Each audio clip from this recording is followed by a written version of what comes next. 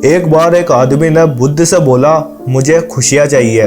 बुद्ध ने जवाब दिया, पहले जो तुमने बोला है उसमें से तुम मुझे इस शब्द को हटा दो। क्यों? क्योंकि ये ईगो है। और फिर चाहिए, इस शब्द को हटा दो, ये डिजायर है। अब देखो तुम्हारे पास खुशियाँ ही रह गई है।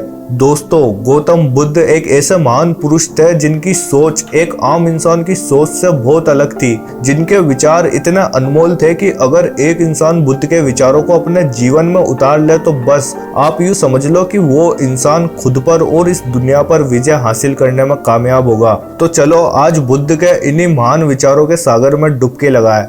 जन्म दूसरे ने दिया, नाम दूसरे ने दिया, शिक्षा दूसरे ने दी, रोजगार दूसरे ने दिया, इज्जत भी दूसरे ने दी, पहला और आखिरी स्नान दूसरे ने कराया, शमशान दूसरे ले जाएंगे, मरने के बाद सारी संपत्ति दूसरे बांट लेंगे। तो जब जन्म से लेकर मृत्यु तक कुछ भी हमारा नहीं है तो फिर घमंड किस बात का। कामयाबी हमेशा पसंदीदा चीज़ों की कुर्बानी मांगती है। इस दुनिया में त्याग के बिना कुछ भी पाना संभव नहीं है, क्योंकि आप देख लो, सांस लेने के लिए भी पहले आपको सांस छोड़नी पड़ती है। बुद्ध बोलते हैं कि वही बोले जो बिल्कुल अनिवार्य है। इतना मत बोलिए कि लोग आपके चुप होने का इंतजार करें, बल्कि इतना बोलकर चुप हो जाए कि लोग आपको दोबारा सुनने का इंतजार करें। बुद्ध ने बाहर और भीतर चुप रहना इस बात पर बहुत जोर डाला है, क्योंकि एक बार अगर इंसान चुप रहने की कला सीख गया तो समस्त ब्रह्मांड उससे बात करने लगता है। आप यूँ समझ लो कि मौन रहकर आप अपनी जिंदगी की आधी परेशानियां हल कर लोगे। गौतम बुद्ध कई दिनों तक मौन रहते थे। इंसान घर बदलता है, दोस्त बदलता है, रिश्ते तक बदल लेता है, मगर फिर भी परेशान रहता है। क्यों? क्योंकि वो खुद को नहीं बदलता। एक बार बुद्ध एक गांव में गए तो एक आदमी बहुत ही गुस्से में उनके पास आया और उनकी बहुत इंसल्ट करने लगा और बोलने लगा कि तुमको कोई अधिकार नहीं है कि तुम लोगों को सिखाओ।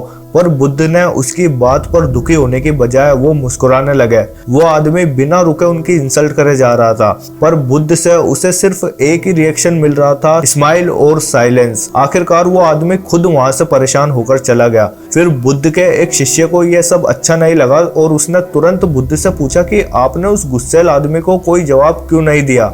बुद्ध ने बोला, अगर कोई तुमको एक तोहफा दे पर तुम उस तोहफे को लेने से इनकार कर दो तो वो तोहफा फिर किसके पास जाएगा? जाहिर सी बात है, उस इंसान के पास जो वो तोहफा लाया है। बस यही मेरा उत्तर है। इंसान की किसी भी बात का महत्व तब तक है जब तक आप उस पर रिएक्ट करते हो। अगर आप उसकी बात पर रिएक्ट ही नहीं करोगे तो उसकी बोली बात का कोई मोल नहीं। तो इस कहानी से ये सीख मिलती है कि जिंदगी में अगर कोई इंसान आपका अपमान करे, आप पर गुस्सा करे या बहस करे तो इसका सबसे बेस्ट रिप्लाई है साइलेंस एंड स्माइल। ना चाहते हुए भी उसकी बोली बातें वापस उसे ही लेनी पड़ेगी। बुद्ध बोलते हैं कि जिस दिन तुम जान लोगे कि यहाँ खुद को जानने के अलावा कुछ भी जानना बेकार है, उस दिन से आनंद के द्वार खुल जाएंगे। जितना दिखाते हो उससे अधिक तुम्हारे पास होना चाहिए और जितना जानते हो उससे कम तुमको बोलना चाहिए। बीते कल का अफसोस और आने वाले कल की चिंता दोनों ऐसे चोर हैं जो हमारी आज की खूबसूरती चुरा लेते हैं। इस दुनिया में लोग दुखी इसलिए है क्योंकि वो बुद्धि अपने पास ज्यादा और धन दूसरों के पास ज्यादा समझते हैं। बुद्ध बोलते हैं कि जिंदगी में खुश रहने के सिर्फ दो ही तरीके हैं। पहला, जो पसंद है उसे हासिल कर लो, और दूसरा, जो कुछ भी तुम्हारे पास पहले से है उसे ही पसंद करना सीख लो और उसे स्वीकार कर लो।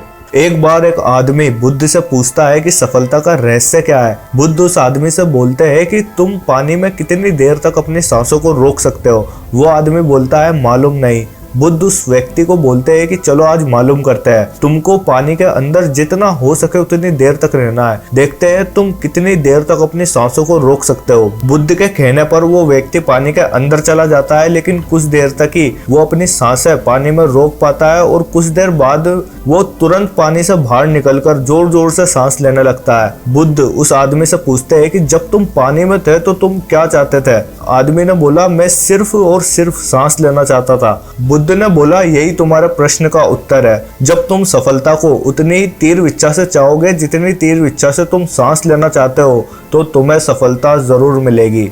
बुद्ध बोलते हैं कि मन में आप केवल वही विचार बनाओ जो आप वास्तविकता में होता देखना चाहते हो, क्योंकि हमारे विचार बीज है और घटनाएं उसके फल। जैसे बीज बोओगे वैसे फल पाओगे। दोस्तों, अगर आपको लगता है कि इस वीडियो में दिया गया आपका कीमती वक्त बिल्कुल भी बर्बाद नहीं गया और आपको ये वीडियो पसंद आई है तो वीडियो को लाइक और चैनल को सब्सक्राइब किए बिना मत जाना।